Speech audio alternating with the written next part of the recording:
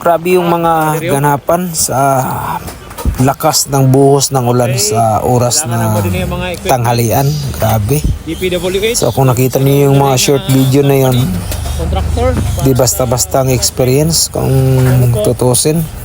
Buti na lang walang buhay na nawala. Grabe ano? Kaya di man tayo nakaakto sa tunay na pangyayari. Ito papakita ko sa inyo. Di purpose for views. Kundi pinapakita ko lang ano yung sitwasyon sa pagkatapos ng malakas na ulan. Halos 3 oras na ulan estimated ko lang. Kaya ito yung nangyari. Yung may bus kanina na halos nadapa yung tao sa pagtakbo. Dito yon na parte.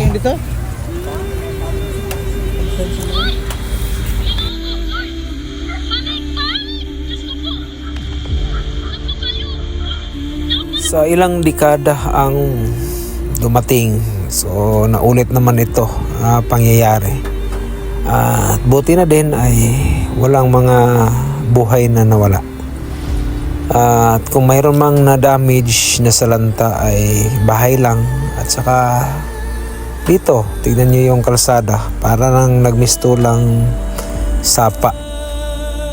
So, ayan mga boss, yung laki ng pinsala. Pero di na tayo magtataka kasi ito naman yung kapares natin. Iba't ibang swerte ng tao. Di ko purpose dito for views, kundi pinapakita ko para ma-aware ang lahat at saka doble ingat. Iba't ibang swerte natin, may mawalang buhay dahil sa landslide, disgrasya o ano pa man yung mga pangyayari bawat isa sa atin. Kailangan doble ingat at huwag makalimot tumawag sa Panginoon kasi siya yung nagsisilbing gabay, kalasag para sa atin, para may tamang oras naman tayo, hindi sa mga ganito na biglaan. Kaya itong kalsada na to binabaybay natin. Ito yung old road, diversion road papuntang Talakad, Bukidnon. So ito yung crossing Tumangalay palabas doon sa Sitio Ugyaban, Barangay Dansulion, Cagayan de Oro.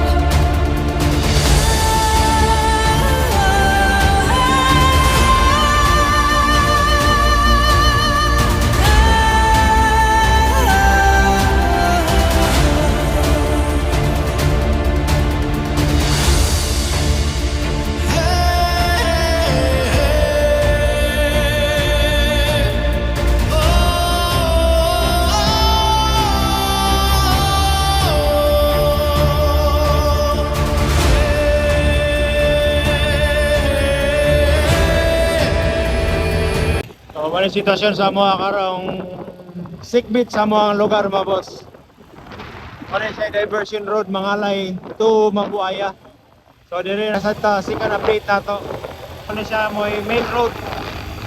Padulong sa Cagayan de Oro. So check na to ang mga update dire. Gamay ra kayo ni dire.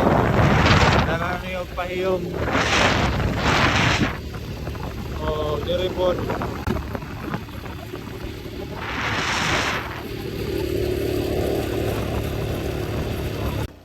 Parang nagasulti ang kanang nature nga nagbago na ang kalibutan. Dire mo na bar down so nagabas na gyud kadala ra gyud. Oh, sa mga nag-import gyud. Kung kinsa man to mga nag-import ana. Inaton ta nga hatagan mo mo taas nga kinabuhi. Og maayong panglawas. Og ay kalimot pa otog. Joke lang. Okay, mo dinhi kano ang landslide. So tulo ka hog na dinhi ang landslide. Oh. Grabe gidungon pa sa mga peoples. Mga people person nga tao. So delikado, ingat-ingat sa dalan. Ay grabe kayo ka red. Red orange kayo. Amping. So, grabe ka danlo.